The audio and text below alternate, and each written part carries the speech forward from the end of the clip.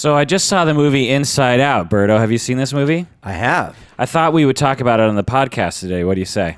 I loved it. I can't wait. This is the Psychology in Seattle podcast. I'm your host, Dr. Kirk Honda.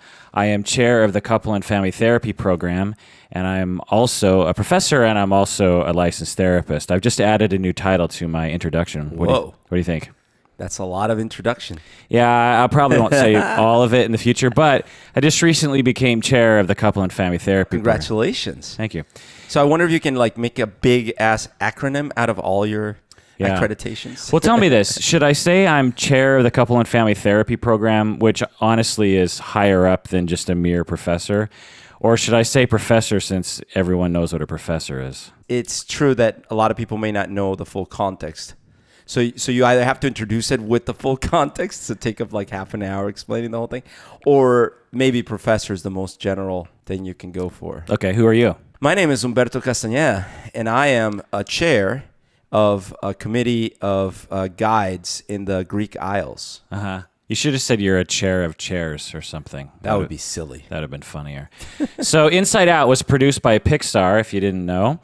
It was directed by Pete Docter, another doctor, who also was involved in Toy Story 1 and 2, Monsters, Inc., Wall-E, and Up. Up, which is about a chair going up with balloons. Oh, no, wait, that was the real-life chair guy. Yeah. Pete Docter has been nominated for 6 Oscars and has won 1 Oscar for Up. Incidentally, he was raised in Minnesota, and he probably moved to the Bay Area just like the family in the movie. He not only moved, but then moved back again to Minnesota like 2 years later. Oh, yeah? So he had the double whammy. So the movie stars Amy Poehler. She plays the emotion joy. Amy Poehler's from Parks and Rec. I recently listened to her book on tape, Yes Please. It's pretty good. I haven't heard it. She's funny, right? Yeah, I recommend it. She's also, quite a likable person. Phyllis Smith plays Sadness. She's from The Office. She plays Phyllis. Phyllis, yeah. In The Office. I think her voicing of Sadness was just perfect. Yeah, I don't know about that. Yeah, that was not a very good representation of it, but it was a recording. It was a recording. worthy attempt. Richard Kind plays Bing Bong, Riley's long-forgotten imaginary friend. You might remember Richard Kind from Mad About You. Bill Hader plays Fear. You know him from SNL probably. Louis Black plays Anger. You might recognize him from stand-up. I think he's been on David Letterman a lot. And he's done bits on The Daily Show and on... Feel like you're not close enough to the mic. No? Try to eat that mic. I am as close as I normally am, but maybe I'm not talking as loud as I normally talk. Yeah. Mindy Kaling plays Disgust. You might remember her from The Office. Mm-hmm. She's pretty funny. Diane Lane is Riley's mom. You might remember her from The Outsiders and Rumblefish. Kyle MacLachlan plays Riley's dad. Do you remember him from Twin Peaks? Well, I never saw Twin Peaks, but I remember him from Dune. Yeah, Dune too, right. Paula Poundstone. She's in the movie. She is, a stand-up comedian from going way back from the 80s. Wait, who does she play? She plays Forgetter Paula. I don't know. Okay. And she is also on Wait, Wait, Don't Tell Me. Frank Oz is a voice. You might remember him from The Muppet Show and Star Wars because he, did Yoda. Yeah. Flea was also... I saw his name in the credits, but... He plays mind worker cop Jake. Oh, that's right. He was one of the cops. You remember him from the Red Hot Chili Peppers and also Back to the Future 3, I think, was he? Yep. And then he's been in other movies. Yeah. Trying to remember what he was in. Yeah. John Ratzenberger. He's in every single Pixar movie. Did you know that? No, I didn't know. From Cheers, Yeah, I know who he is. I just didn't know Claver. he was in every one of them. Yep, he's in every single one of them. Wow. It's just sort of a running joke. Like, you always got to work in. I knew he was in Toy Story and in Wall-E, but he's I didn't. He's in all of them. Rashida Jones is also a voice, and you might remember her from Parks and Rec, and she's also the daughter of Quincy Jones, whom is a Seattleite. What? She's the daughter of Quincy Jones? Yeah. I never knew that. She looks like Quincy Jones. Nah. Yeah. I guess. I just knew she was the alternate love interest in the U.S. office for a bit. Yeah. And she was also in Parks and Rec. I've never watched Parks and Rec. Oh, how dare you. The movie is 94 minutes, which I appreciate since, most movies today are an extra 30 minutes of which should be cut. So 94 minutes, I really appreciated that. The film grossed $90 million in its first weekend, which is the highest opening for an original title, not a sequel, which beat the previous record set by Avatar. Yeah. That's incredible. crazy. It's a massively popular movie for which there wasn't any basis. I mean, it's sort of a sequel in that it's the next Pixar movie. No, but you can't count it like that. No, but any Pixar movie I'll see. Yeah, no totally. matter how, Totally. But it is an original first movie. Yeah. Although I never saw Cars 2 because I Yeah, that's true. Never the did see one Cars 2. And they had a little Didn't they have an Airplanes one too? I don't know. I don't know if that was a major title. That might have been straight to video. Straight to DVD. But they often have those little movies before the movie. Yeah, the shorts. Yeah. And they had a short before this one, The Islands. That's right. That was really I Lava You or something. Yeah, I Lava You. That was really cute. I liked it.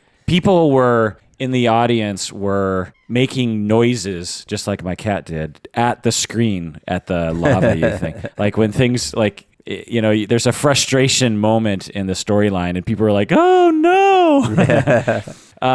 This is the first Pixar film to lack a concrete main antagonist or a villain. There's no villain.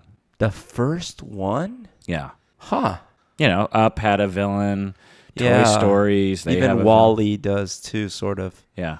Wow, that's true. Yeah, no villain. Hadn't thought of that. It's also nice to see another movie about a girl that doesn't focus on her being a girl, if you know what I mean. Yep. Like there. Although that was one of the criticisms. What? So it's funny because you can slice everything both ways, right?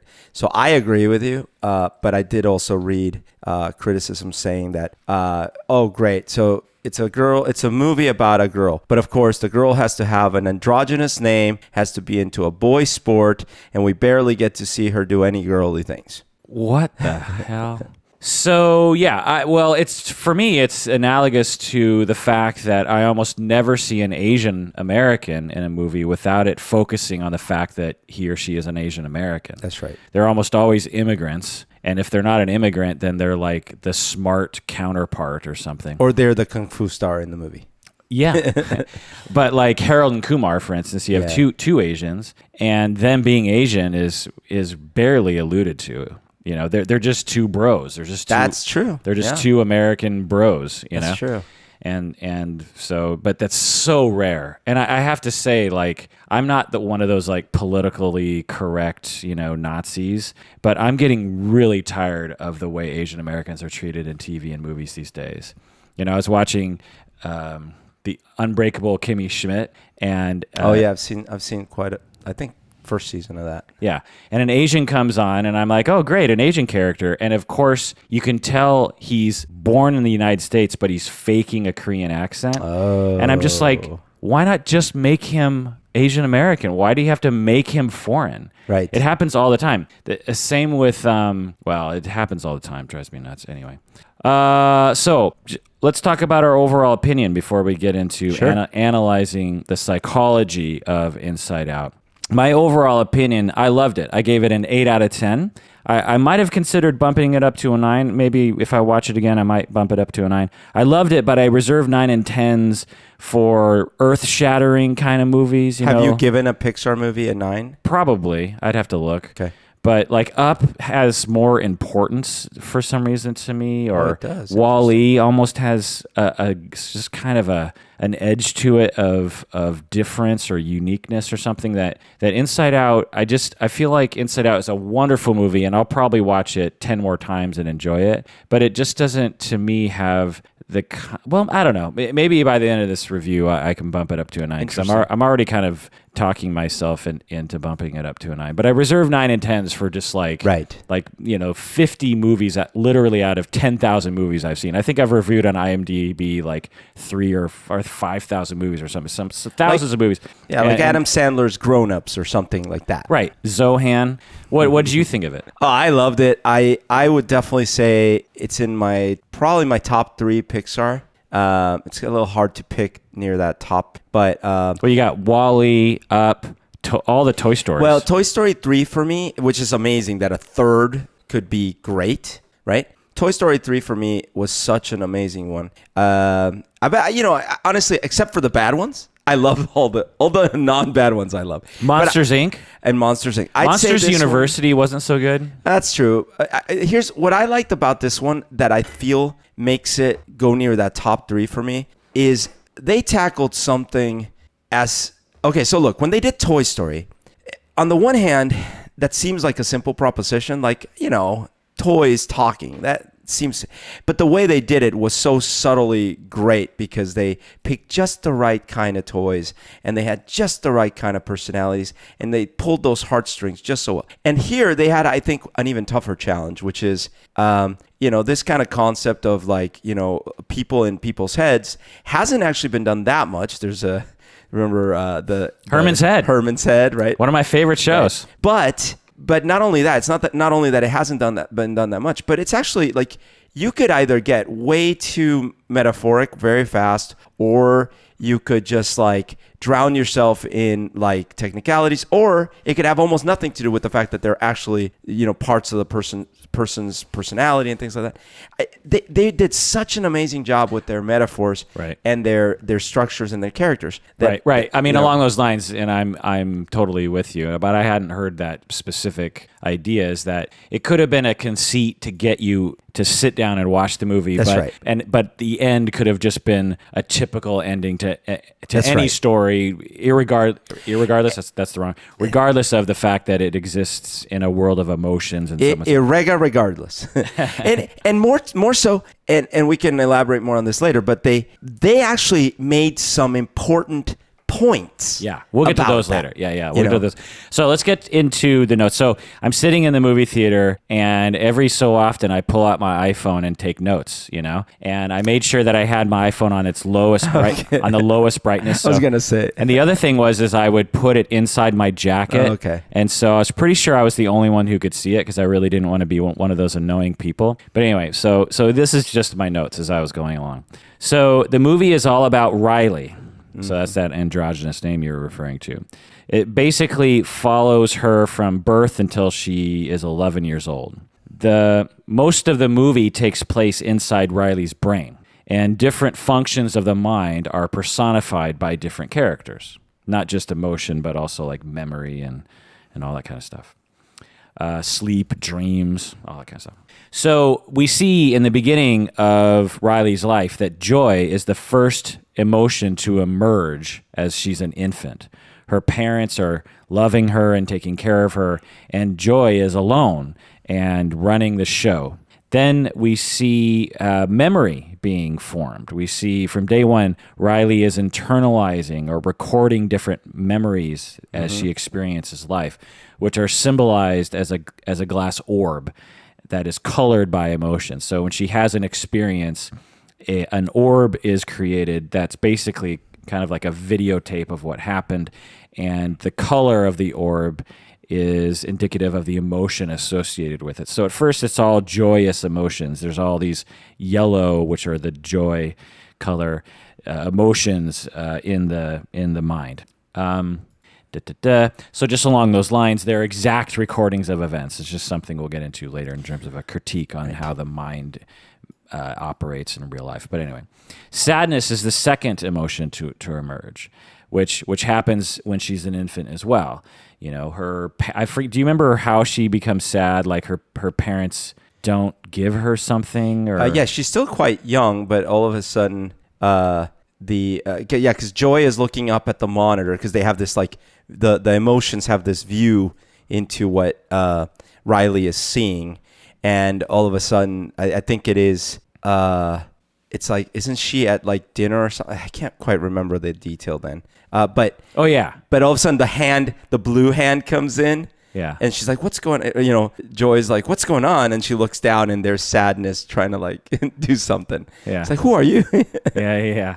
And the whole sadness character was just so great. She was just like, I don't know. She just had no self-esteem. Right. She always second-guessed herself. Which, by the way, this is another of the criticisms that I've heard lobbied against the film, which, by the way, are in the minority. But it's that issues of body dysmorphia and stereotypes of because sadness is presented as a character who is she's shorter, lumpier, I'd say a bit heavier than Joy.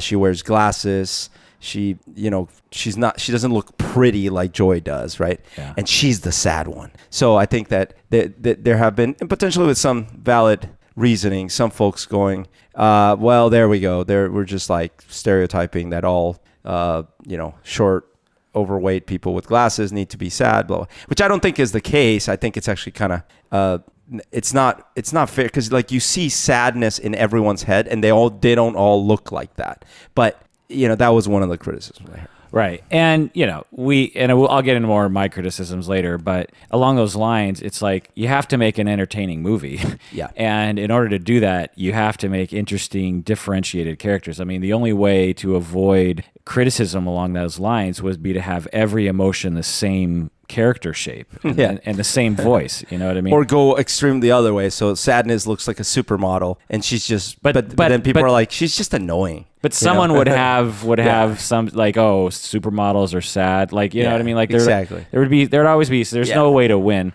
But I think it is, worthwhile to critique some of these cultural messages and think about how it implies how we might rethink certain things in our culture. But anyway, okay. So then anger, disgust, and fear emerge, giving us 5 total emotions. We have joy, sadness, anger, disgust, and fear. These 5 emotions live and operate in quote-unquote headquarters to direct or influence Riley's behavior from a control panel. I didn't actually catch that until just now. Headquarters? Did they call it headquarters in the movie? Uh-huh. They see what Riley sees, and they interpret the world through their own emotional lens. Yeah. So all 5 emotions are seeing what Riley sees, but all 5 of the emotions are seeing a different story, seeing a different narrative. And then they make recommendations based on their perspective and worldview to Riley by controlling the control board. And it's interesting because as Joy is introducing the other emotions, if I remember right, she does tend to explain the role of them, except she doesn't, like the explanation for sadness is a little less acknowledge, like she doesn't really acknowledge sadness's role as much. Right. But she says like disgust is great or she doesn't say great, but disgust keeps Riley from eating poison, and I forget what anger is, but then for the what's the other guy? Well, fear keeps her from like getting electrocuted and things like this. Well, anger was for fairness. And when someone took her toy away, right, and it was unfair, she would get angry, and then someone would give her toy back. Yeah. Well, right. And so this has to do to some extent with psychodynamic theory in that when we're children, when we're infants, we need our parents and we need to connect with them, right? And anything that is a barrier or a potential threat to that connection with our parents becomes difficult for us. And joy is something that connects us with our parents. Right. Whereas anger and sadness separates us from them and will make us reject them or make them reject us. Mm-hmm. And so according to psychodynamic theory, there are those that will write about how we will go through phases of learning how to deal with sadness and how to deal with the reality of sadness and how to deal with the reality that life is sad, how to deal with the reality that our attachment figures will sometimes hurt our feelings, even on purpose sometimes. Mm-hmm. And that when you're young, you can't deal with that gray zone and therefore suppress things in the way that joy was trying to suppress sadness. Right. So it's just a little point there. So each emotion is based on a shape. I don't know if you knew this, but they based each emotion on a shape. Joy is a star. Sadness is a teardrop shape. Oh, okay. I didn't know. I obviously saw the color connection, but I didn't know the shape connection. Yeah. Anger is a fire brick from an oven. Mm-hmm.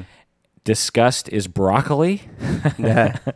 And fear is a raw nerve. Oh, interesting. Isn't that funny? Okay, so that's interesting. The tear, that explains the shape a lot more. Yeah.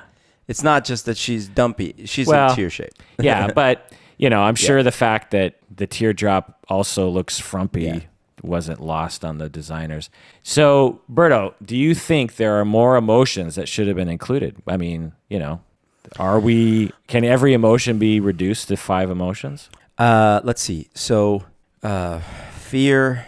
Okay, well, I mean, there's things like for the purposes of a movie. Well, for the purposes of a movie, absolutely not. I think it's a credit to them that they can juggle 5, right? Because it's a lot of characters, it's a lot of interactions, and then it's not the only characters in the movie, right? I heard that at first they had like over 20 emotions. Yeah, I could see them going that direction.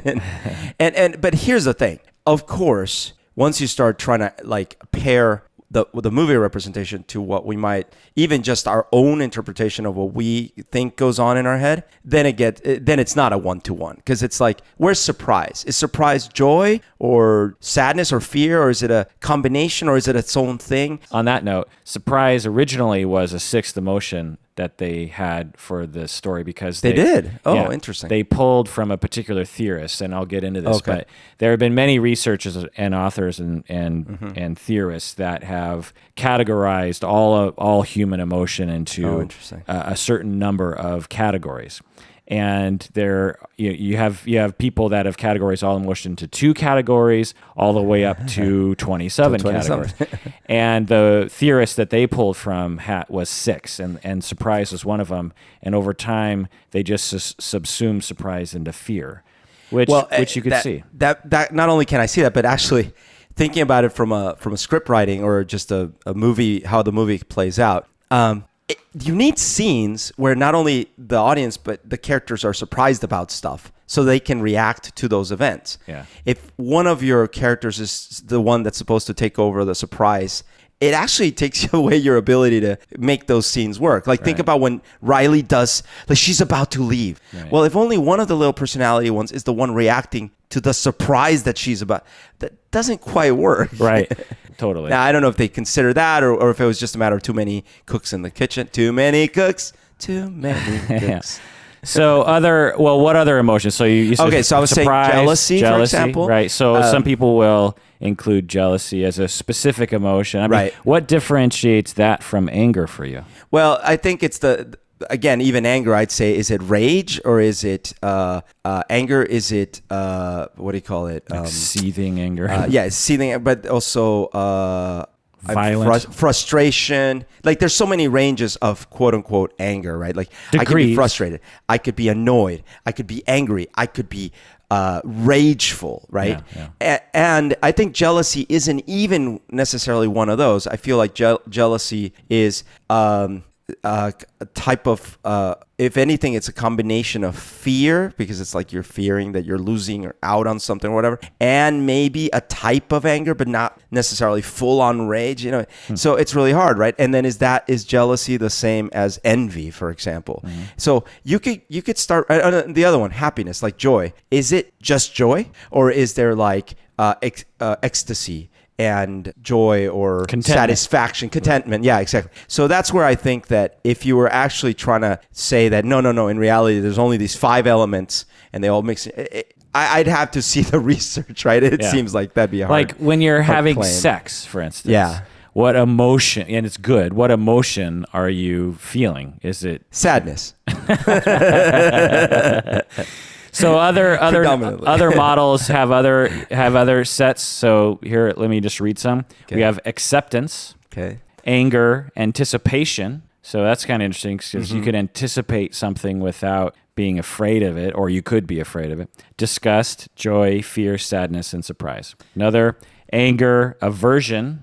So like you're trying to avoid something. It's kind of like disgust, but not quite as disgusting. Courage, that's interesting. Yeah. I don't know about that one. Courage. Dejection, feeling dejected. Desire, wanting something. Despair, so that's like sadness. Fear, hate, hope, love, sadness. Another model, desire, happiness, interest, surprise, wonder, and sorrow. They all just have different names for sadness. It always kind of seems like they're similar to me. Anger, another model, anger, contempt, disgust, distress, fear, guilt, interest, joy, shame, shame, we haven't mentioned. Right. Surprise. Another, anger, disgust, elation, fear, subjection, tenderness or tender emotion, and wonder.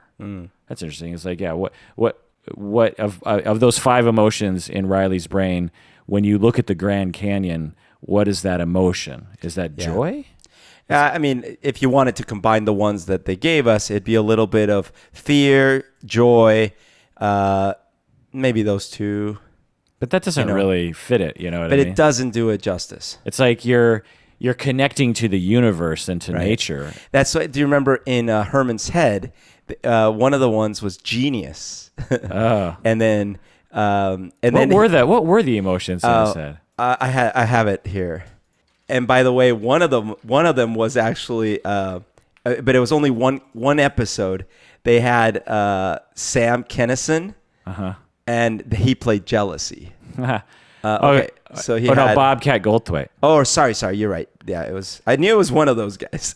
Okay, so they had the angel, animal, wimp, and genius. jealousy, and God, apparently. But God was just the guest star, as jealousy was. Yeah. Yeah, so they had the smart person, the scared person, the animal, which would be like the id, I guess, like sex and lust, hunger, anger, frat boy. and the angel. So it's like the super ego. That's interesting. So you have like the super ego and the id.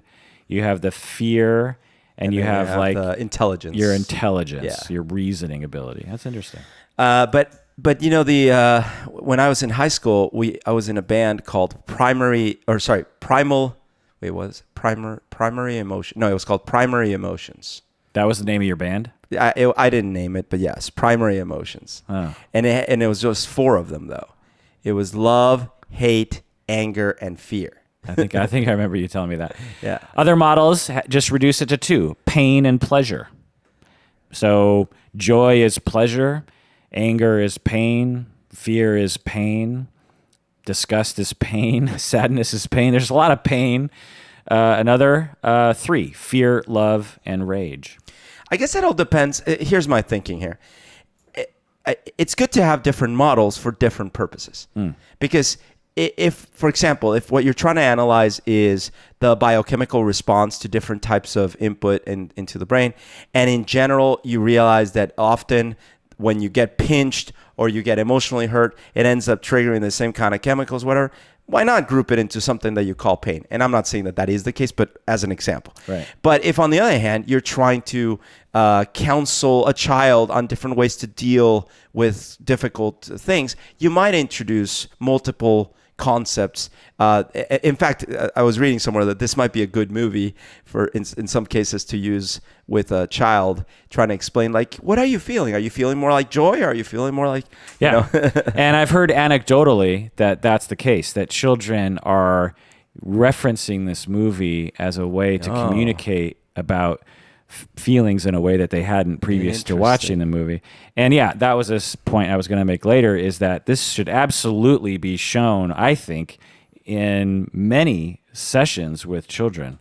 And really most parents, I think, should make kids watch this repeatedly, because its message is very healthy, and its overall instruction on awareness. And honestly, as a therapist, I wish we had more things like this, where we have entertaining things that can make us healthier.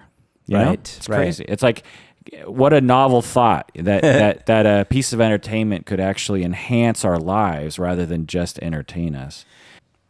So then we get to core memories. We see how core memories are created. When Riley experiences a particularly meaningful event, a core memory is created. There's only about 5 or 6 of these core memories. I think she only has 5 of them in the beginning. These core memories then go on to... So every experience creates a memory, and there are all these orbs, but there are particular orbs that are core memories. And they create not only a special orb, which I got the sense were joy-based.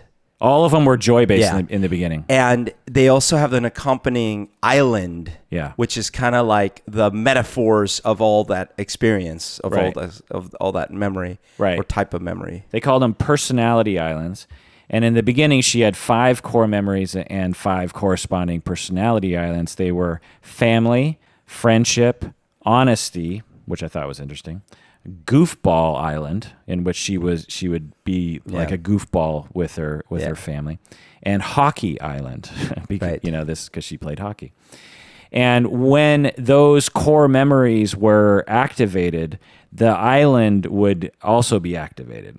And so now the criticism here, the critique on this model is that it completely, and the model overall of Riley's mind, is that it makes the blank slate argument that memories create personality, that your experiences are the only thing that your personality is based upon, right? Let me think that for a second. Was there any notion in this movie that alluded to biology or disposition? Being Okay. a factor? So what you're saying is that with the absence of the islands, Riley seems to be this neutral shell. Well, not only that, but the creation of the islands was completely based on experience. Yes, that's fair. That's how they presented it. Yes. Yeah. Like a more accurate metaphor would have been that the infant would already have structures of some kind in place that influence the interpretation of experience. Is there has there been studies about that? For example, like if you take the same child, that's this is why it's so hard, right? But like the theory of like if I get 2 children born at the same time and I raise them both in the same family using the same parenting techniques, et cetera, et cetera, et cetera, et cetera, do they develop similar personalities? Which seems like the answer is already no because of like twins and things like this. But but I don't know, like if there's been if you know of a lot of research into that. Yep, there's been a ton of research into it. The general line is they say that personality is 50% biology and 50% experience. Interesting.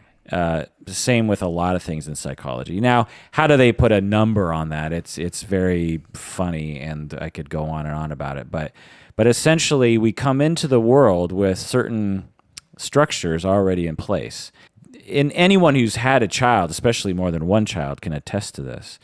And twins too. Doesn't this, by the way, say that then you have a 50% set of non-current culturally based things? Mm-hmm. Yeah.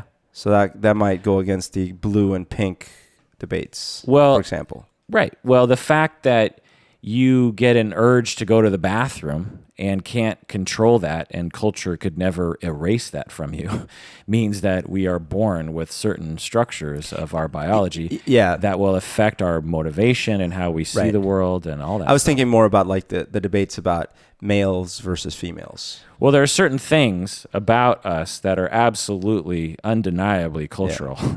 Our preference for color, probably one of them. And, our association with pink and girls is definitely a cultural element, The fact that... Well, is it though? Because if it's 50-50, then... Not everything's 50-50. That's the point. But you don't know which ones are and which ones aren't. Well, you can make arguments, pretty strong arguments for things. For instance, our preference for heterosexuality seemingly in our culture. Mm-hmm.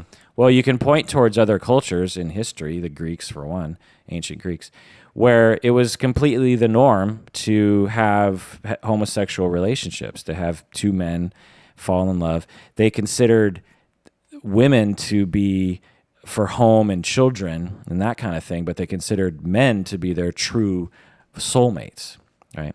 And because of that culture, we see a completely different manifestation of sexuality. So we can point towards things. Now, in general, we see that a lot of cultures throughout history tend to have a greater majority of heterosexual people. But, the brain is squishy, and we can latch on to all sorts of things. The problem is we can't experiment on humans to find out what is biology and what is not. That's the problem. Yeah, it just seems to me like if it's 50, and I'm not saying that that's right, but if it were 50-50, you could influence it one way or the other pretty much. Your you're interpreting the 50-50 thing to every single personality element. No, of course not. But I'm saying And we what don't I'm saying- we don't have the exact map either. You know. No, we have 0.1% the knowledge of the mind that we will 100 years from now. So it just makes it harder to claim either way that this was caused by this or that, because it's like some of it might have been biological, but still It's influenced always by been society. hard. It's always been hard to Yeah. claim what's biology and what's culture. Yeah, that is almost impossible to determine. And it's sort of a silly dichotomy anyway, because our personality is a manifestation of biology. So, We are gonna see that change in the next 10 years, by the way. well, we'll see. I don't think so. Well, by computer analysis, we'll be able to detect patterns that are completely indetectable by rational thinking about it or anything else.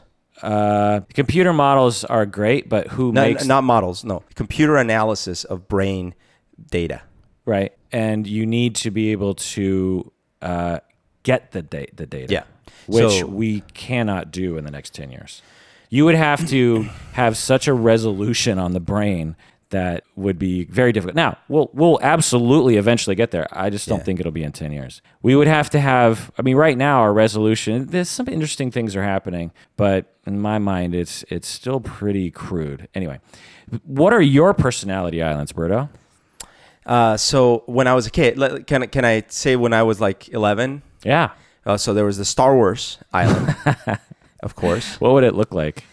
It's great because it actually looks like there's the Hoth set piece. It's almost like when you open the map to Disneyland and you have all the little island, the little mini but exaggerated features of each one of the sections. Tomorrowland. Yeah. So it looks kind of like that. And you have the little Hoth thing. You have the Death Star sitting right there. You have the little desert area. And so it's like a mini theme park for Star Wars. Cool. I like it. And then you had the Lego area, Lego Island. Lego Island. Lego Island looked a lot like the Lego movie. Okay. You would have had a Taekwondo Island. What's that? Oh, Taekwondo. Taekwondo, sorry. In Spanish, it's Taekwondo.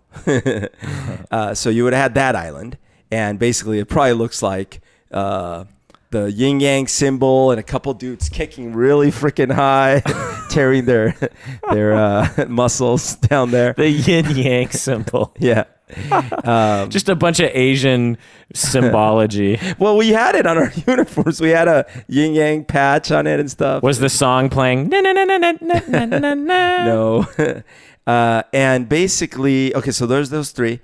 I probably would have had a dark, scary island. That was Because one of your core memories would not have been joyous. No, it would have been the island we don't visit, which is like the island of abandonment, maybe, or something like that, which is like, my mom leaving, right? It's like scary island.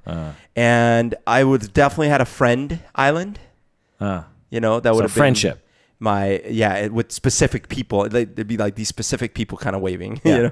Similar to Riley, she had a friendship. That's right. island. And I would have had a family island for sure. Oh, okay. A food island. I would have definitely had a food island. Ooh. Yeah. I think even at that age, food was important.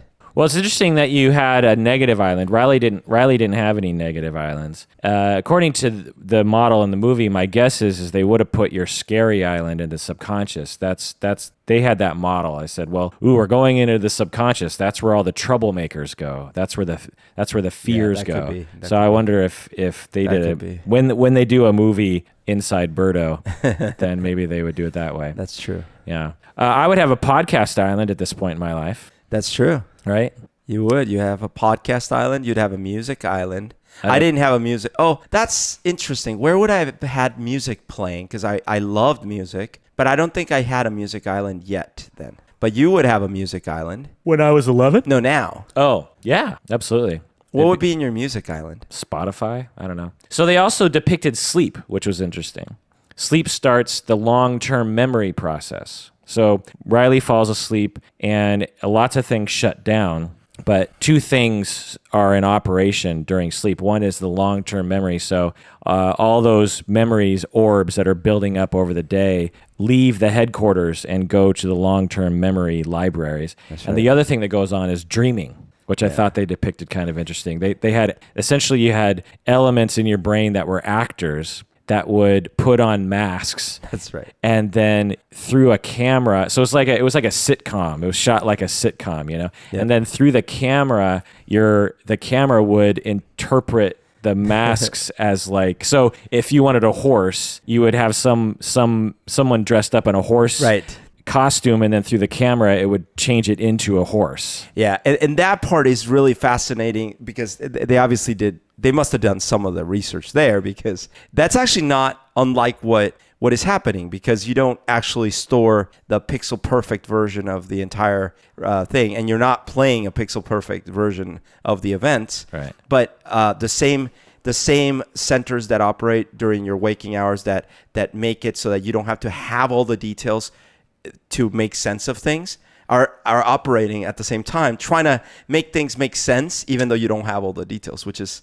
fascinating. Right. Some research seems to suggest that dreaming, one of the functions of dreaming is to put short-term memory into long-term. And one of the ways that it seems to manifest as it does that is through the experience of jumbled dreams that are loosely associated with what happened during the day.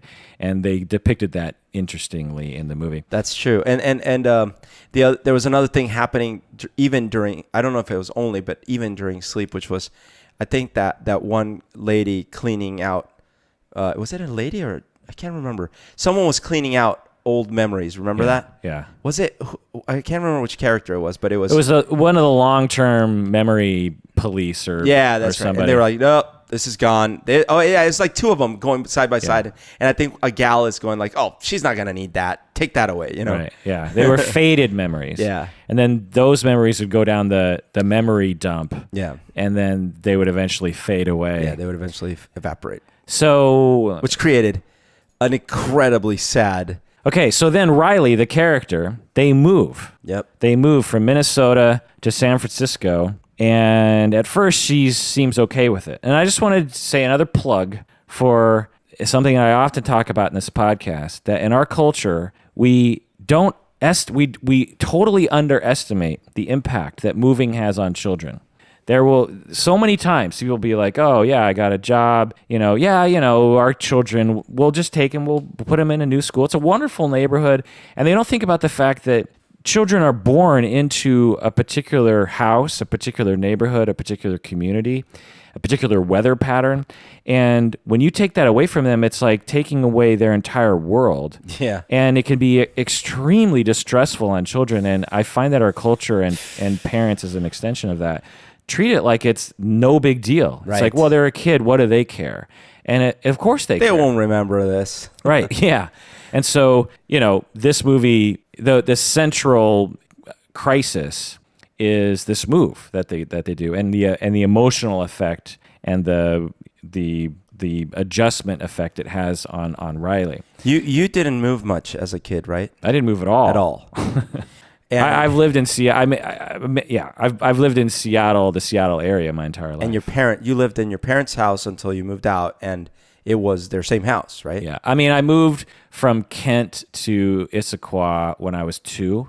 Oh, okay. So they moved from Kent to Issaquah. And my parents still live in the same house today. Yeah.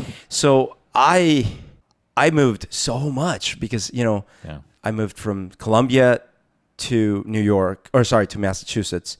Massachusetts to New York, New York to Columbia, Columbia to New York, and then New York back to Columbia. And I'm not talking about like a month here and there. It was like years at a time, And from mom to dad. Yeah, and to mom dad to dad to grandparents, grandparents to dad, dad to grandparents. And then again, big move at 15 back to United States. To a totally different area to live with my mom. So it was so stressful you shit your pants. Yeah, literally. Right? That's right. Yeah. That first day I got lost coming home from high school. I couldn't find. I'm pretty sure I've told the story. You did. Yeah. Yeah. So I just wanted to say people don't underestimate the effect. Now, some children when they move, it doesn't affect them that much, but a lot of children it does affect them. So before they move, most memories are yellow or golden. They're joyous memories. They were all yellow. Most of them, not all of them, but most of them were. Like when she experienced broccoli, she had a green memory for being disgusted with it. They were all yellow. Huh? I'm just quoting the song. Oh. Oh, yeah. What does that song mean? It's about memories. He was ahead of his time. Yeah. They're all yellow. What does that even mean? Came along. I don't know. Actually, I've never paid attention to the lyrics. Oh, fuck. Now I have to look up. Yellow lyrics. Came along for you. Look at the stars. Look how they shine for you and everything you do. Oh, they're yellow. The stars are yellow. And it was all yellow, but it's not just the stars. I came along. I wrote a song for you and all the things you do, and it was called Yellow. Then I took my turn. Oh, what a thing to have done. Oh, what a thing to have done. And it was all yellow? And it was all yellow. That's kind of dirty. So then I took my turn. Oh, what a thing to have done. And it was all yellow.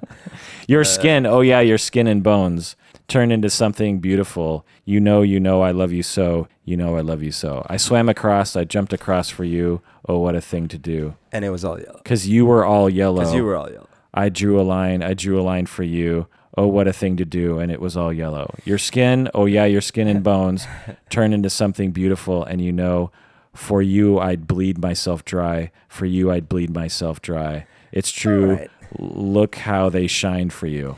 All right. That's one of the songs that proves that you don't always have to have great lyrics when having a number one hit. Or I don't know if it was number one, but it was certainly a hit song.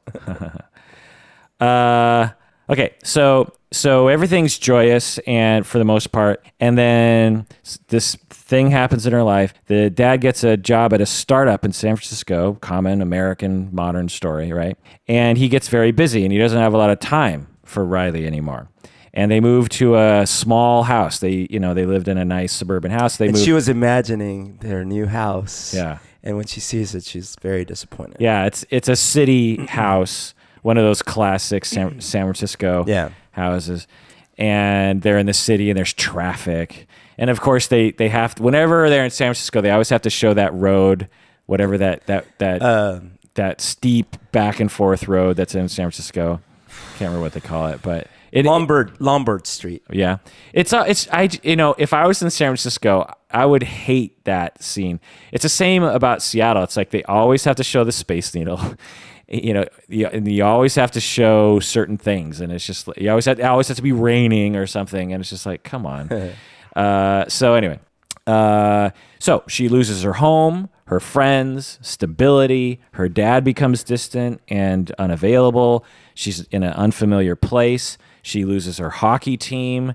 The weather is different. The culture is different. They go to a pizza place, and instead of it being real pizza, it's broccoli pizza. And they're like, and the anger guy who's played by, what's his face? Black. Louis Black. Louis Black. And the head is like, San Francisco, you've ruined pizza. And, it seemed like there were a lot of inside jokes. Because isn't Pixar in San Francisco?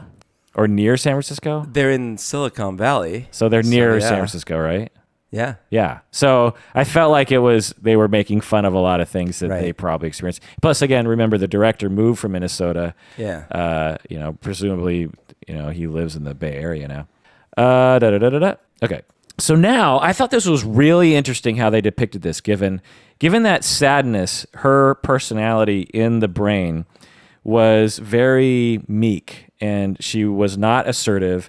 And she didn't feel like she belonged. And she allowed joy to kind of push her around, which I thought was a good metaphor, again, for not only the way Americans view emotions and the hierarchy, but also I think how children sometimes act, depending on especially if their life was going particularly well. But anyway, as she moves and she's essentially grieving, and she's grieving losses, and there's difficulty, and there's things that she's losing, sadness starts to kind of accidentally touch memories. Yeah, quote unquote accidentally, because she doesn't know why she's doing it, but she's doing it. Right. She feels compelled. Yep. And suddenly sadness is running the show. She's running the console. She's touching memories. And Joy is like, what are you doing? Normally, you don't do much up here in headquarters. And, Right. and sadness is like, I don't know. I just feel like I really want to touch it.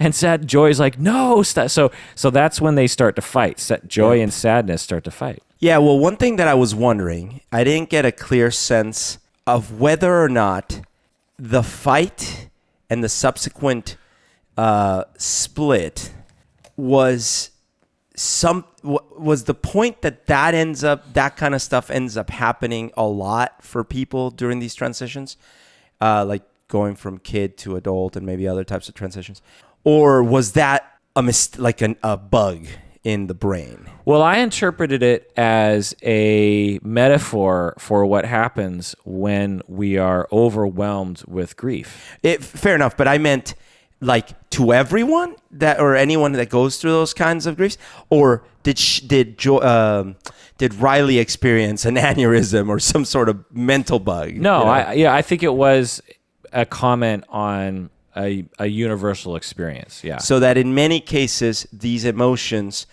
fight, and maybe one of them gets rogue for a bit, and maybe yeah, I mean that's one metaphor of fighting, but what ended up happening, essentially, just to kind of cut to the chase, is what ends up happening is Riley, her emotional equilibrium is thrown off, is maybe a general way of putting it, and she enters a depression phase where she doesn't feel anything. Because that's how I took it, was that was an example of mental illness, not severe mental illness, but like something went wrong. The normal operation is not resuming as normal. I saw it as a normal element of perhaps the first time she experienced grief.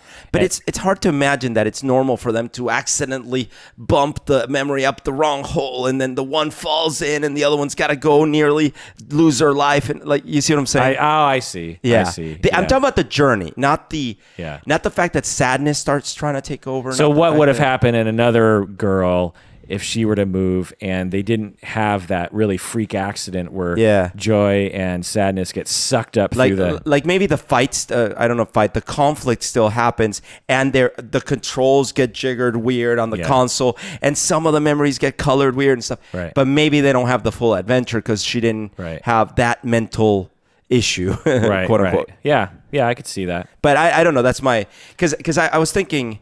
It seems like the system wasn't robust enough to be designed to handle that as part of the system. Right. That's another metaphor in that she had experienced so much happiness and been sheltered from any challenge in life, seemingly, that Joy was used to running the show. And when Joy stopped having that control, because sadness started, having more activity, Joy started to freak out. Right. And couldn't handle it. And Joy was the one ultimately that caused the break in the headquarters. If she had just let sadness do sadness's thing, Riley would have moved faster to crying, faster to being sad, and faster to reaching out for help. Instead, Joy and sadness get sucked up through the long memory tube and are separated from headquarters, which leaves fear, anger, and disgust to be the sole emotions running Riley's life. And they try to make do without Joy and sadness, but they totally screw it up, Anger gets angry and which pushes people away, and then fear gets afraid and runs, so it's just I think an interesting metaphor. Along those lines, I thought it was kind of American, at least, to have Joy trying to wrestle sadness down, right? putting sadness in the circle of sadness. Oh, right? Yeah, that's right. Yeah. You're going to stay here. Yeah. And this is the circle of sadness.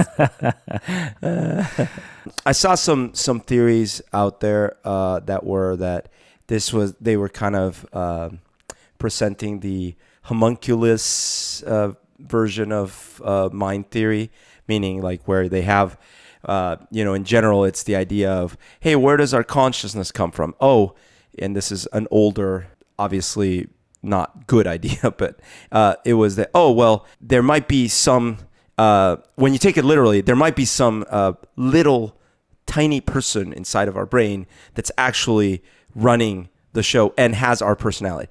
And then later when they were like, well, okay, well, we dissected the brain, there was no such little person, then it became more of a metaphor, like, well, maybe there is some part of your brain that is you, and it's like a little person, but it's not literally a person. The thing is, I don't think that's what they were going for, and you might have read even more explicitly, because it wasn't that they weren't Riley's direct personality and consciousness. They were elements of that, and they didn't even have direct control over everything, and they didn't even have an unfiltered view of everything, and there was multiples of them, and et cetera, et cetera, et cetera. So I feel like it was more like they were simply doing a Disney personification of elements of the brain rather than presenting the homunculus model of the brain.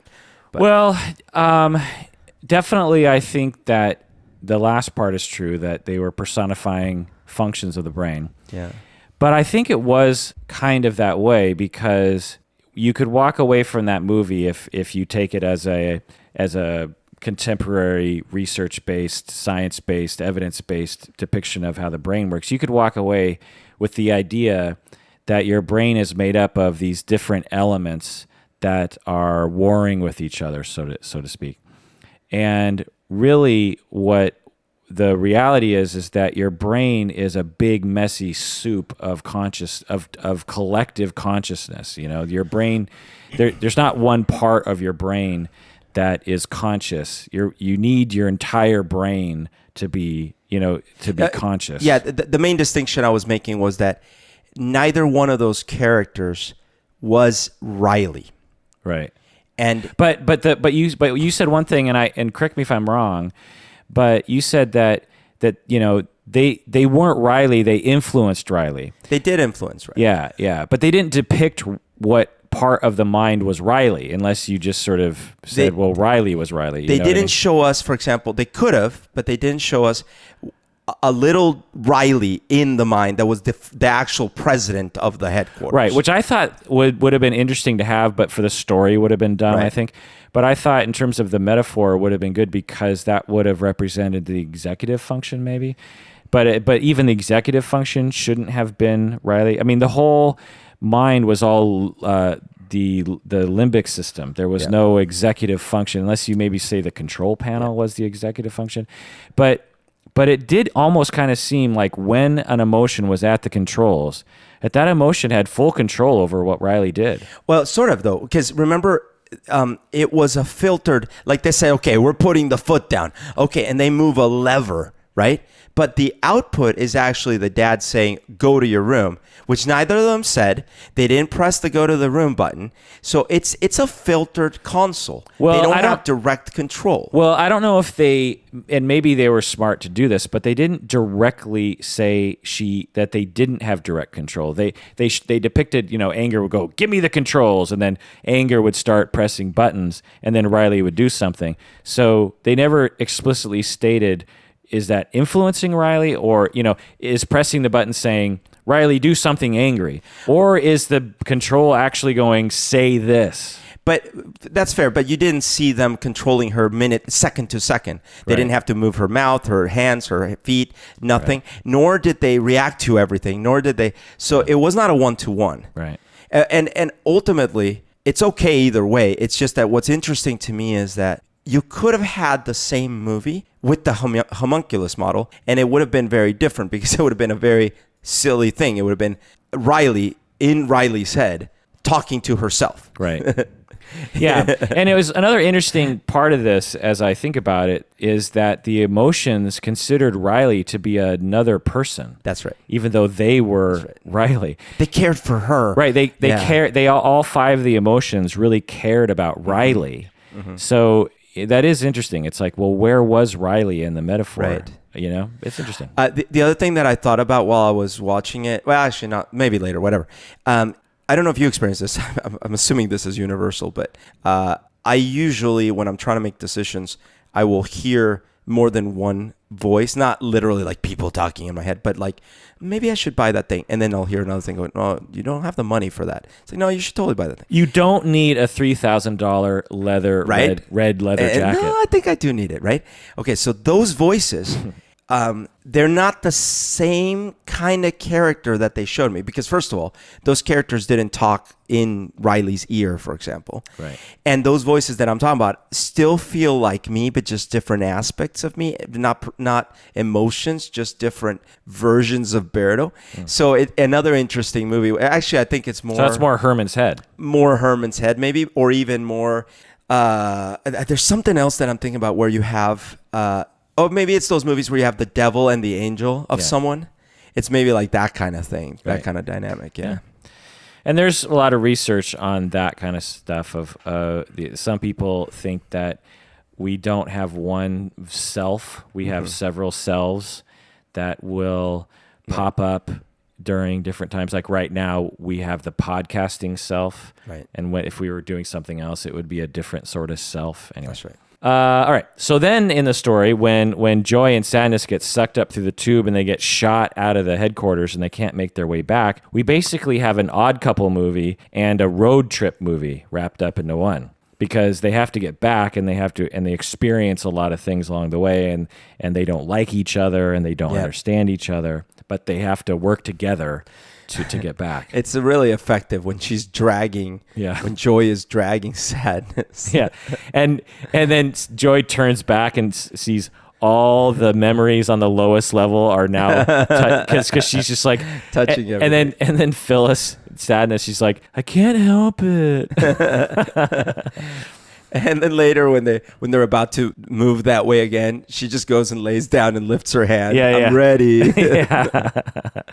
Incidentally, the movie was really funny. Yeah, there was a lot of. I laughed a lot. Yeah. I actually want to see it again because I think I laughed over half the jokes. But so then we start seeing other aspects of the mind that are outside of headquarters. We see the way that earworms work. Yeah. So essentially, correct me if I'm wrong, I don't remember as precisely, but I think the long-term memory people would just like to mess with Riley by like sending the same song to the conscious mind every now and then. That seemed to be the case. It's like they just like, let's just send this one TV jingle up to the conscious mind, and that was like a really funny. They'll like joke. this one. Yeah. And then they had the subconscious, as I talked about earlier. That's where fears lived, and that's where they sent all the troublemakers, and that's where the evil clown lived. That's right. So Riley had experienced some sort of clown at a birthday party, as most of us have, and had internalized this memory, and it went to the subconscious. We also learn how ideas form and get latched onto. So different emotions, the 5 emotions, have a bunch of light bulbs, different style light bulbs on a wall that they can choose from. They're different ideas. Right. And then they choose an idea and they insert it into the control panel to give Riley an idea, right. Inspiration, shall we say. We learn that a particular destructive idea can fuse with the control panel and eliminate emotion. So she gets an idea to run away, essentially, because anger puts that in the console. That idea is so destructive and so all-encompassing that it takes over the control panel altogether, and the emotions have no control anymore. So the idea is running the show. We also learn that as people grow older, their control panels get more complicated. The baby panel just has one button. Yeah. That was hilarious. It's just like you just have, the cry button or something. And then adults had really complicated control panels. Right. In fact, she gets an upgrade. Yeah. After this phase. Right. We also learn that that memories about facts and opinions look very similar, which I thought was a funny joke. Like they had 2 boxes. One box was facts, the other box was opinions. Yeah. they got knocked over, and they got the facts and opinions that got mixed up, and someone says, "Oh no, they got mixed up," and then another person says, "Oh, who cares? No one can tell the difference anyway." And then that was by the way, that was on the train of thought, which I thought was clever too. Yeah. And then the abstraction chamber. Oh yeah, that was pretty great. cool. They start getting abstracted. Oh no, we're getting deconstructed. Yeah. We're two-dimensional. Yeah. And then they run into Bing Bong, Right. Riley's imaginary friend. That was touching. Yeah. They run into Bing Bong. So Bing Bong used to be Riley's imaginary friend, but Riley has grown old and has discarded Bing Bong. And he was like a clown, funny. He was a mix of multiple animals. Oh, that's right. Yeah. Yeah, he was like a dolphin, elephant, yeah. something. Yeah. So, kitty, I think there was part kitty. So this is the first moment when I bawled my eyes out. I just want to say that I cry easily at movies at my old age of 44. But this movie wasn't just like teary. I was like sobbing crying. Yeah, like, it's hard. Like convulsive crying. and this part was the beginning of that. That Bing Bong, to save Joy, sacrifices himself. Lets himself. So he Joy and Bing Bong fall into the memory, the discarded memories, the memory dump, and they're gonna fade away. They're gonna become Riley will never remember Bing Bong, and will never have joy. Never have joy. So Bing Bong sacrifices himself to save Joy, and then Bing Bong disappears. And they don't bring Bing Bong back at the end of the movie, which would have been like every other movie, like The Edge of Tomorrow and all these other movies where an American audience just can't handle if something dies. They can't handle the truth. Yeah, they got to bring it back. But Bing Bong never. I thought, oh, Bing Bong will come back. He'll show up in some. But he never came back, and he just died. And it was like, I was so impressed with that. I was just like, that's so un-American to just and he was a lovable character. There was nothing wrong with him. And you saw that even when they were down there, she's looking at the little baby crawling memory, and then it fades away in her hand. Right. Oh, so sad. Yeah. So then we reach the climax of the story where Joy and Sadness finally make their way back to the headquarters. And where Joy realizes as well. Well, I'll get to that. Yeah. So throughout the story, Joy thinks Sadness is negative and something to suppress, something to keep marginalized and away from the control panel, away from Riley, essentially. But at the climax of this story, Joy realizes that sadness is an essential part of Riley. She's looking at an emotion, a joy emotion, and she rewinds the emotion to discover that she rewinds the memory and discovers that at the beginning of the memory, Riley was actually sad. And by being sad, by expressing sadness to other people, it pulled people into support, and then the memory changed from a sad one into a happy one.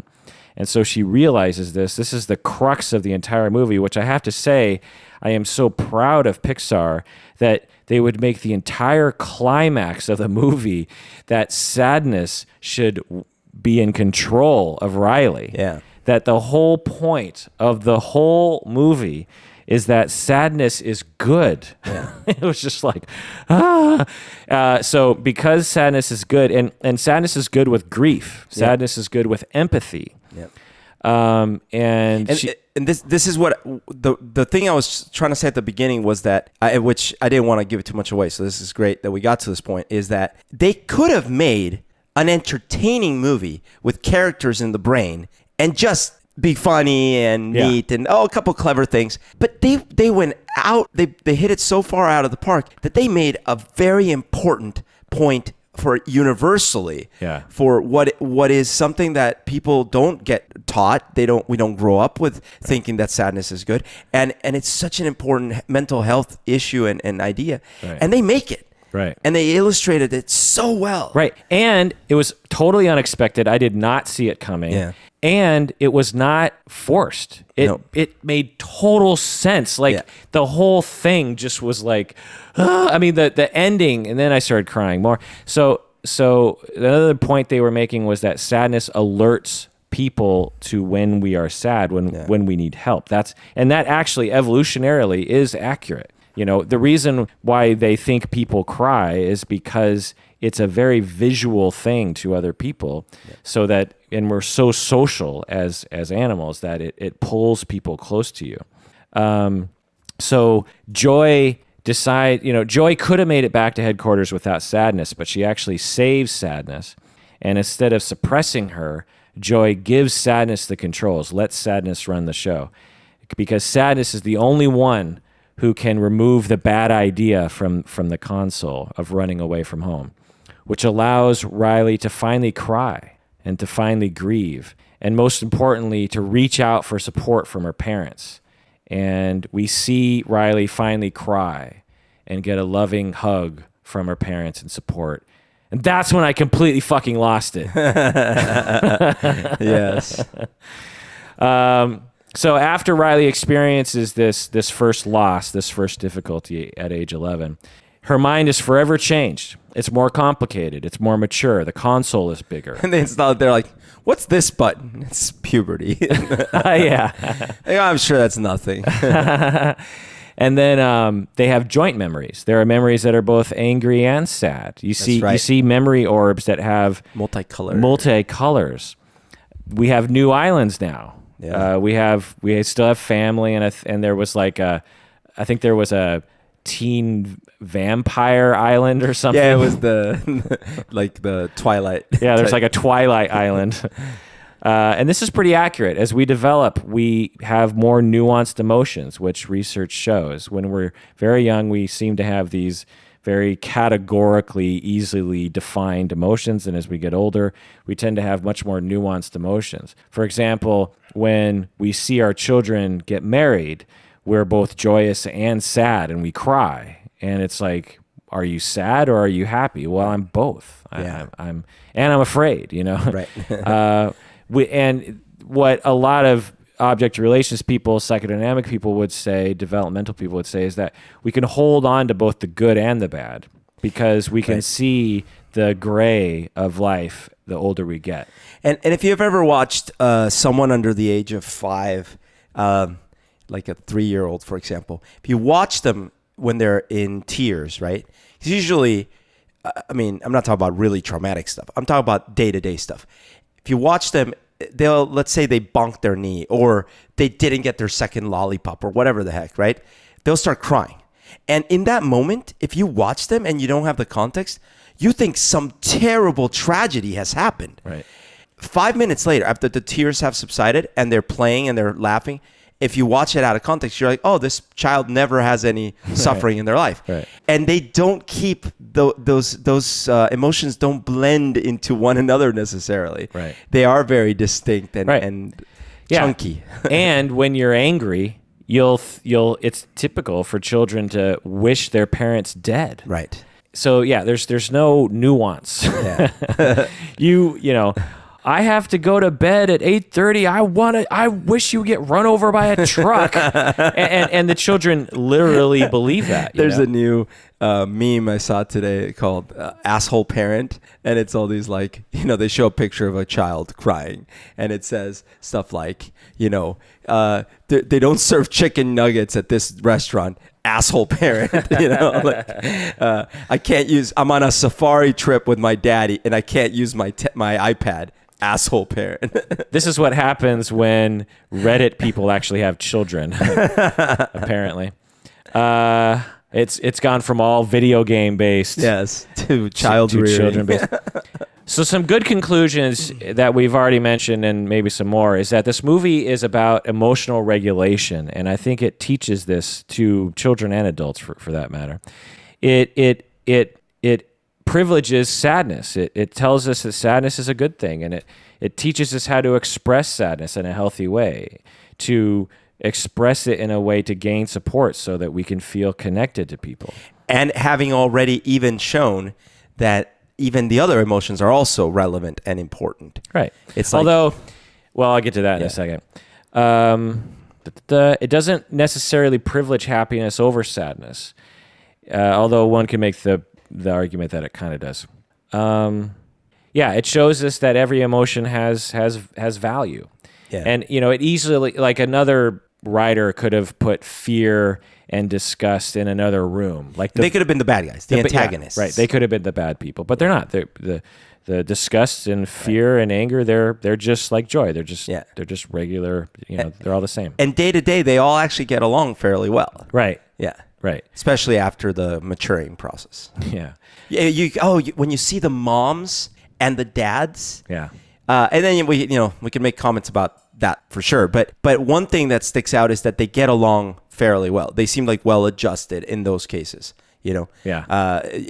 It's a panel of scientists as opposed to Well, we can get into that actually. That was the one thing that just kind of bugged me. That was, if I was to say, that was the sexism involved in that scene when they're at the table because of what the dad says and the mom says. Right. I mean, the mom and the dad and their emotions on the inside is just so stereotypical. The woman is heavily involved with Riley and concerned and nagging Riley. Meanwhile, the dad is only thinking about sports. And he's sitting right across the table, and he's completely oblivious to what's happening right in front of him in terms of his daughter and his wife.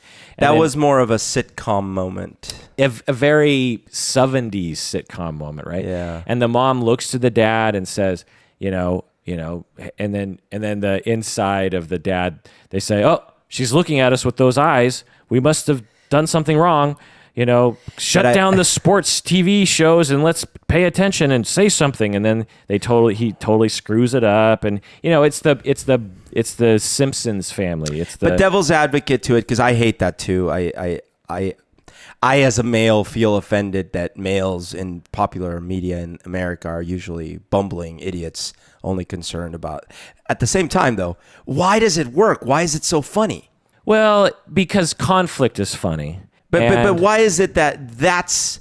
And our culture teaches men to be that way, so a lot of them are that way. Yeah, because it certainly seems like that got big laughs. But take it from me, as a person who actually treats families, it's split right down the middle. Oh, I believe it. I'm not like that. The inattentive parent is just as often the woman as it is the man. And I'm a full statistically significant control group of one, and I'm not like that. No, but I believe that it's not actually representative. But for some reason, maybe it is the culture, blah blah. That seems to get the easy laughs so often. Well, and I'll give another explanation. Culturally speaking, we like men that are like that. We don't want a man that's a nag. We like it when a man is sort of distracted and goofy and forgetful and not so attentive to detail. We don't like a father that's really anal. We like a father that's easygoing, and it's funny. Don't listen to your mother. Yeah. Get it. Let's come out here. We like it when a father is easygoing and goofy and and bumbly, and we really don't like it when a mother is like that. Like, imagine if they just had it reversed, and the dad is talking to her, and then he looks to the wife like for support, and she's thinking about that sexy dancer from Spain or something. Oh, it would be what a cold bitch. No one would laugh at that. Yeah. You would judge her. Yeah. So that's why we laugh, because it's acceptable buffoonery. That's unfortunate. Totally unfortunate. It's terrible. I find myself playing into that even when I'm not like that in general, because you're right. I think the cultural expectation is one way. Right. It's almost like we want men to be that way. But let's not even talk about it, man. Hey, did you watch the sports game? The movie also, it doesn't, other good things. It doesn't preach hope and happiness or even individualism, which a lot of movies, and particularly movies directed towards children, preach. She needs support in order to win. She needs to be sad in order to win. She needs to openly express grief and be a bummer in order to win this story. Oh, and the victory in question isn't, she didn't win the big game. She didn't ace high school or something. She just got over a sad, very potentially damaging moment in her life. Right. They could have easily had Riley on stage and things are going wrong and she needs or she's playing hockey and she's That's a great point. That could have been the movie, right? Yeah. The one you expect is the big game is coming up. and that happens all the time. Exactly. Like, what was that Playbook movie? The Silver Linings. Silver Linings Playbook. Yeah. Like, I the first half of the movie, I'm like, wow, this is actually a pretty complicated, emotional, relational movie about bipolar and borderline. I assume that they were trying to depict borderline. They never said it, but it looked like it. But at the end of the movie, it's all about a dance competition. That's true. And I they- did like that movie, but yeah. and they win the dance competition. Yeah, And yeah. and then they love each other and Right. they ride off into the sunset, even Right. though one's bipolar and one's still Right. borderline. It's like I kept thinking, like, so if we just did the epilogue, we would see them fighting again because they're still them. Do you know what I mean? It's not like this dumb dance competition fixed their mental illnesses, you know. But anyway, also, as we said earlier, it was, it's a very funny movie. It's also a nail biter. It's very suspenseful. I was, like I said, it's 94 minutes. It's very tight, and Right. everything moves very quickly. And by the way, they also didn't, except for, which I feel was very funny, but except for the cat and some of the animal examples at the end, they didn't actually. The cat bit was hilarious. It was definitely hilarious. But with her, they actually took, especially with her, I feel they did which is great because she's the main focus. They did the best treatment of nuance with her, because I even feel with the parents, it was a little too like by the book, like, okay, well, now it's all they don't have any internal struggles and blah blah. Yeah. That said, what I thought was fascinating is that what I was saying earlier, how they didn't have direct control of her. In other words, they could have had it goofy where, when they move the lever, her arm lifts and then it makes her slip. But they didn't do any of that. Yeah. There was a zero thing where it was like a one-to-one. So instead, we get to see a very believable right. preteen reacting to things. Right. And the struggle feels even greater, in my opinion, because you don't have that direct control. Right. It's like, how are they going to influence her? Oh God. Yeah, I sort of thought about that. That's interesting, because if you took out all of the inside her head scenes, all you would have would just be this really mundane story about a girl who moves and has some bad experiences at school and in hockey, but really normal bad experiences. And then she gets upset and she goes to the bus station to run away, but then she decides not to. Someone needs to do that supercut, right? They Right. need to do that cut and put that on YouTube. Right. Because it's right. There's none of that goofiness where her arms are flailing and it's interesting. Or her brain starts to get twitchy or something. Yeah. Like, oh, what just happened to me? Right. She has a nightmare just like anyone would have a nightmare. Another thing that I wrote down while I was watching the movie on my iPhone, hopefully not bothering other people, was that the facial expressions that Pixar makes for their characters is so good. Yeah. I mean, when I'm watching the characters interact, because the way they make these movies is they get the voice actors and they direct the voices first. They get the voices down, and then they add the facial expressions later, which may or may not have been the facial expressions that the voice actors were making. And so these animators, we know computers well enough to know how hard it would be to code the to make it look not freaky. Yep. I mean, think about facial animation 20 years ago and how it all just looked really weird, Yep. So they need to make it look cartoony, but not too cartoony, and human, but not too human, and funny. And they need to express a lot of thoughts and emotion and processing of emotion very quickly without it being too quick. And I was just very impressed. And I've been impressed with a lot of the Pixar movies, but this one in particular, if you look at the facial expressions on the people in this movie, you're just like, whoa, there's a lot of story being told in the people's faces. That's right. The movie trashes on San Francisco and praises Minnesota, which was quite different. That's true. Normally, they would totally trash on Minnesota and snow, but they really elevated snow and hockey and things that, the left coast doesn't normally elevate. The leftist commies. Yeah. Okay, so critique. Thanks, Obama. Yeah. So, critique. Some of my philosopher friends would hate this movie because it reduces the mind to a simple metaphor. And they believe that these sorts of simple metaphors actually are a political ploy to keep the status quo in place. So I'm sure that some of my philosopher friends would find a way to make this movie feel very nefarious. And I just threw up a little bit in my mouth. they can be very convincing, honestly. I've been quite convinced, and I'm sure if they were Wait, here, what is the conspiracy theory? it's not conspiracy. It's more like that. For instance, one of the things that we have in our culture is it's very consumerism, right?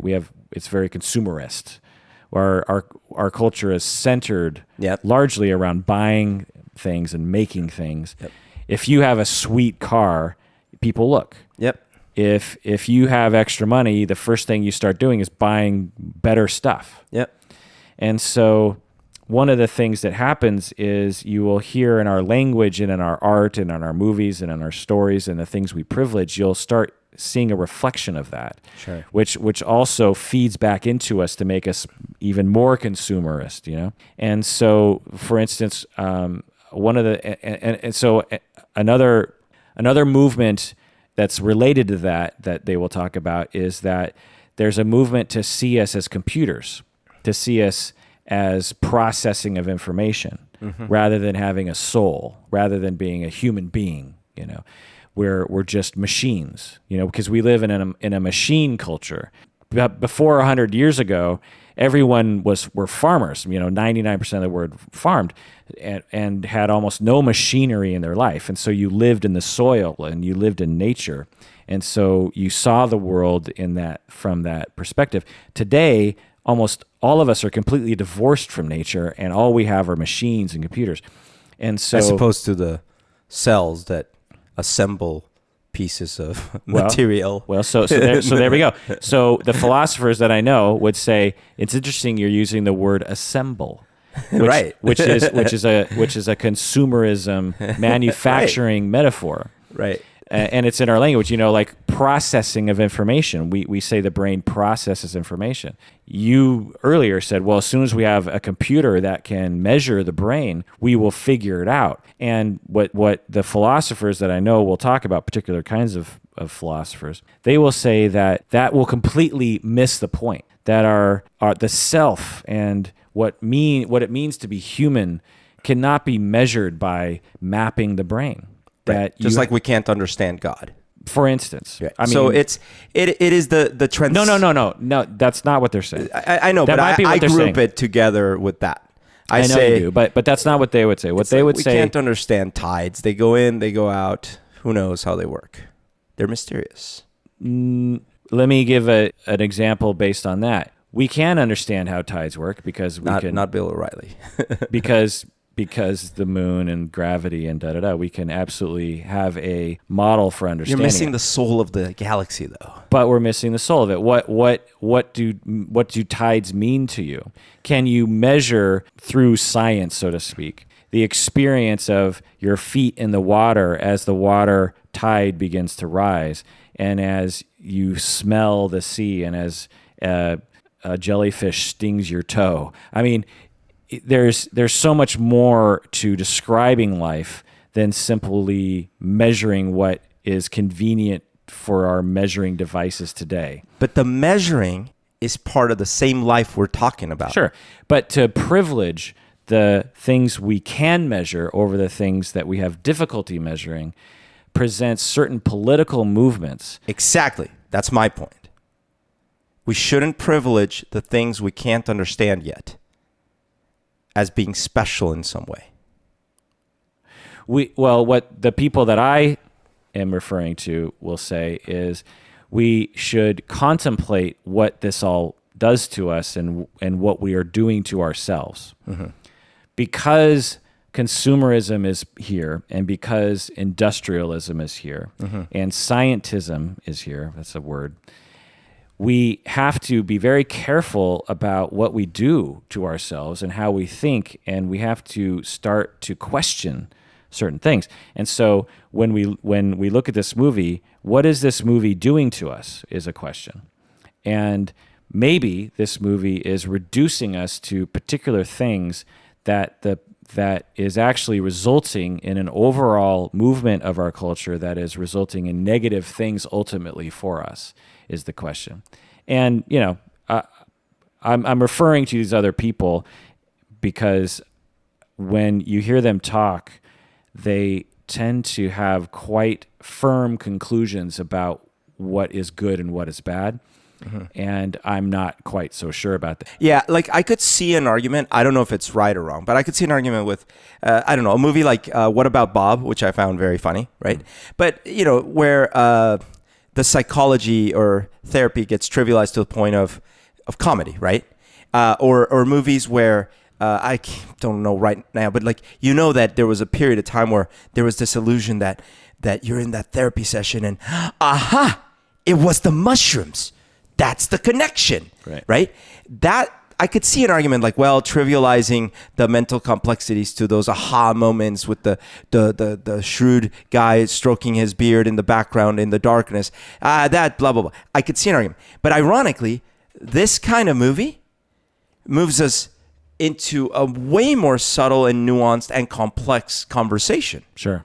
I'm trying to think of what someone might say. They might say that this movie reduces even sadness, for instance, to merely crying and getting a hug from someone, instead of talking about the fact that we have systematic oppression of peoples on this planet that should not only be sad, but also very angry about the way that they're treated and very angry about our systems, and that should be depicted in a movie. I don't know. Well, that's a fine movie that can be made. Yeah, definitely. Right. Yeah. I feel like I'm just saying that whenever I talk with these friends of mine, they will make very compelling evidence. They will make very compelling arguments that a movie I love is in fact very evil. So that's all I'm saying. Also, another critique I would have is that memory is much more complex than what is depicted in the movie. The movie, basically, what happens to her is exactly recorded and encapsulated forever in an orb and can be recalled in its exact form. And we all know that... And it's stored in one specific location in the library. A discrete, non-overlapping location. That's right. And non-correlated either. Right. There's no correlations. It's just cataloged by these long-term memory people. And one would assume also redundant, because it seems like everything about that memory is there, which means do all people's names, face recognition, all that stuff is all that redundantly stored in that memory. Right. Whereas in reality, memory is very susceptible to change. In fact, as soon as it's recorded, it's being altered. And every time you recall it, we change it. Every time we recall a memory, we have to build the memory. Is the metaphor that people use? Is that we don't recall a memory. We actually build the memory actively from associations in the brain, and therefore make something new. Is really the way that memory works. So therefore, memory is very fluid and very amorphous and can never be replayed back perfectly. And every time you recall it, depending on the mood you're in when you recall it, depending on other things that have been associated with elements of that memory, will pop into your head. You got to make a distinction between because, for example, there are people that can listen to a piece and play it back as it was played, but that's not the entirety of the memory of that event. Right. It's they focused very specifically on keeping sequences of notes or numbers or phone numbers or whatever in place. That's different than recording the entirety of an experience. Right. So yeah, totally. Yeah. I mean, some people are particularly good at remembering certain things, and you can certainly have, all of us can certainly be very accurate at times in our memory. With simple things like, what's your name? Yeah. What's your address? Right. What's your... But if you were asked about what happened even 5 days ago, you have to build that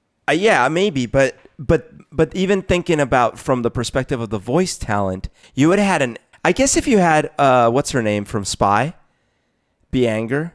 McCarthy, Melissa McCarthy, or even what's the comedian that I love, blonde. Kristen Wiig. No, the latest. She's like the big sensation. Oh, Amy Schumer. Amy Schumer or something. I don't know, but Yeah. I guess. But Lewis Black is great. Yeah, but the thing is like you easily. I believe they easily could have made because No, I guess what I'm asking is this: hey, let's cast Anger in your head right now. When you think, who can we get would be awesome at Anger? Is it a female actress? There's plenty of female actresses That would be awesome at Anger. Yeah, I mean. You know who? Wanda Sykes. Yeah, Wanda Sykes. Well, that would have been racist. Why? No. She's awesome. She's always angry. She is. Yeah. She in Curb Your Enthusiasm. I mean, she's yeah. what the hell is going on here? You know, she'd be awesome. Right. Yeah, but but you're right. Someone could claim, it's the angry black woman. Right. Sure, here we go. But Bill Hader, his depiction of fear wasn't that great. Do you know what I mean? That's true. Like they could have found a girl to do that. In fact, someone could have argued again, sexually or sexistly, that I see fear as a woman. Well, if they were all girls, But then right. I mean, I wonder if it had to do with them just thinking we need variability or something. But anyway. You might be right. I just feel like Lewis Black was awesome. Yeah. So like casting better than him might have been really hard. But I mean, I feel like Lewis Black was great, but it wasn't super Lewis Blacky, if you know what I mean. Like, there's a Lewis Black that he seemed very toned down actually. For I this guess movie. so, but it had when to he be gets too. really angry, he gets like. And he's really- known for his anger. Right. So it's also kind of a marketing thing. Yeah. Yeah. But and I wonder if people like the adults that watch it, if when they hear his voice, they automatically associate it with Right. him. You're right about Bill Hader, though. There's not a clear reason, No. other than he's a comedian that's in the movies lately and stuff like that. Right. And the fear character wasn't the fear character was probably the least focused on of the five emotions. Now, what's funny is I actually liked, which is too bad they didn't continue that theme. I liked that there were more than male, that there were mixed genders in her brain. I thought that was neat, but it's too bad that theme was not carried through. Right. So there was a Fresh Air interview with the director, and I learned a lot about the movie and the director. And we find out that, again, the director's family moved from Minnesota to Denmark. We find out that the director's family, when he was a child, they moved from Minnesota, just like in the movie, but they didn't move to San Francisco. They moved to Denmark. Wow. When he was a child, and he experienced what Denmark was like. He felt completely out of place, and just like in the movie where he goes to a new school and doesn't fit in, well, he went to a Danish school and couldn't even speak the language. Oh, wow. And he started drawing cartoons to cope. Oh, wow. And so he said he felt very sad, and he said he had a lot of melancholy during this time. So it's very similar to this story. Also, another thing I learned was they originally paired joy with fear. So originally it was going to be joy and fear instead of joy and sadness, because originally fear was going to be the thing that brought Riley down, so to speak, and that the road trip was going to be joy and fear. But they had trouble with the ending. So after 3 years of working on it, by the way, they've been working on this movie for something like 6, 7, 8 years or something. Yeah, they were saying they started right after Wall-E, was it? Or Up? No, right after Up. They started right after Up. But I think they've been working on the story even longer or something. Really? But that's just, to me, just proves to you just what makes Pixar work. Yeah. Is they start with the story and they work it and they work it and they work it. Whereas so many other movies today, the story is like, just get the script, whatever. It's all special effects and the stars and this kind of thing. And so Pixar, it's all about the story. I mean, the fact that today most people can say the best stories are in cartoons. Yeah. you know, like there's just something weird about that. Yeah. But so after 3 years of working on the story, they kept trying to figure out what's the moral of the story. And they kept shopping it and showing it to people. And the director said that the whole thing fell apart and like there was no good moral, and it was funny, but there wasn't a good ending. And he started thinking, man, I should just quit. I'm no good at this. Right. And then he started thinking, wow, I'm feeling really down right now. I'm feeling really sad. Isn't that interesting? I'm not afraid of failure. I'm just I'm like grieving the fact that this movie is not working right, you know? And it hit him that sadness is a very important emotion and that relationships are very important. So when that occurred to him, he built the whole movie around how emotions can work together and how sadness can drive relationships to be repaired and this sort of thing.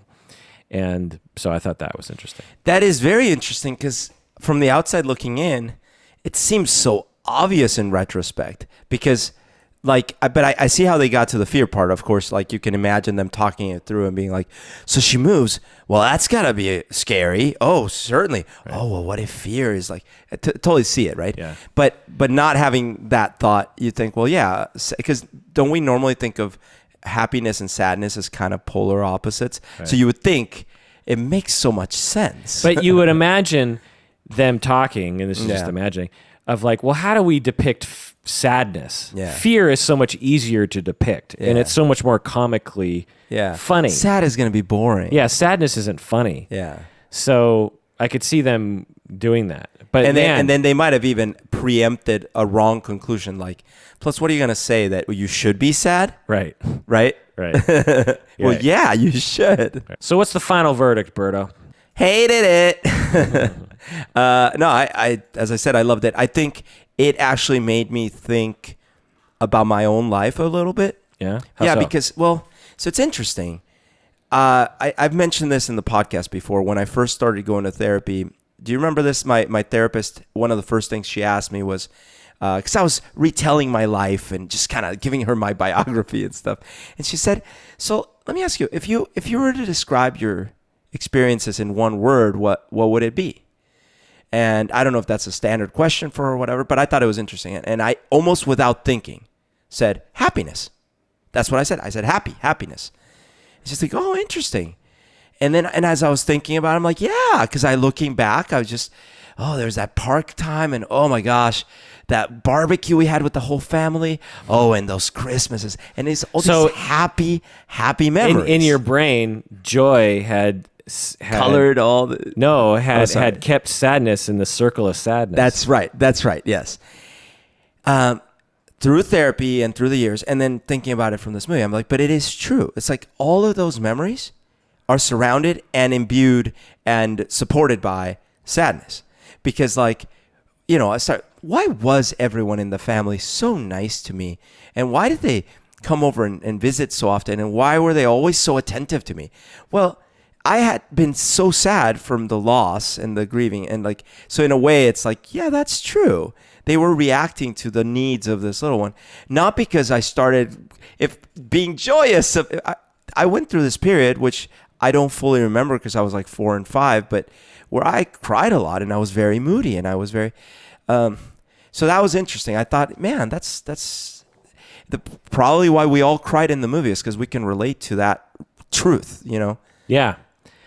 I think it's an important movie. I think it'll go down as I don't know how to say it, kind of a turning point, not a turning point. I mean, maybe it'll be a turning point, but I think it'll go down as a important milestone in filmmaking because it is so unique in that it is Pixar at its best.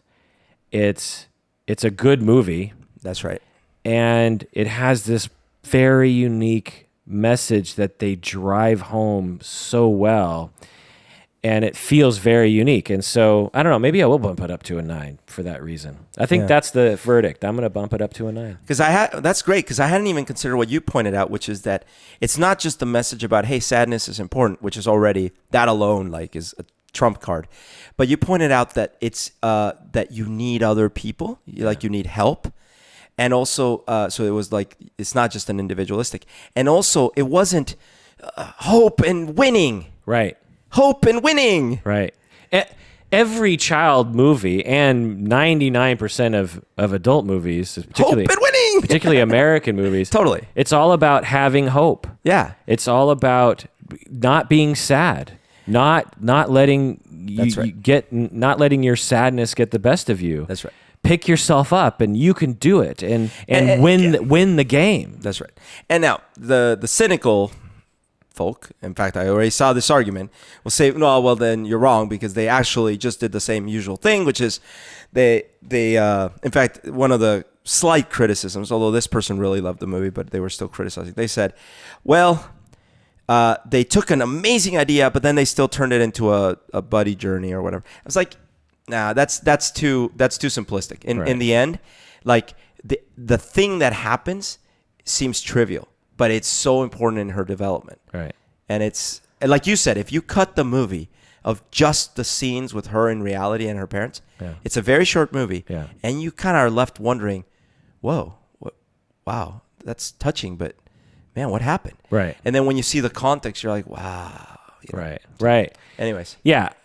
Arguments like that really bother me. It's like, so what do you expect? That they would just be a Pixar movie for children would just be really sad or something, like, or that would be very realistic, you know? Yeah, like the whole time they could have been in the brain just having conversations, which is a cool dinner with Andre thing. Or right. Like, oh, they just reduced it to this like action-oriented, road trip movie. It's like, come on. It's amazing that they could take that topic and still make it an action-oriented movie. Yeah, and every stop along the way of their road trip had scientific relevance. Like, they could have done anything. They could have been like, oh, we're in the land of the weird neurons. I mean, they could have done anything, but they decided to have a kind of suspenseful scene in which they become abstracted. That's right. The chamber of abstraction, and then they have another where they're in your subconscious, and another when you're in the memory dump, and then another one when you're in the train of thought, and then another one when they bump into a new thing that was being created, which was the boy who loves her or something. Oh yeah, they were creating these little ideal teenage crush. Yeah. I would die for her. I would do anything for her. You would? Oh, I got a plan.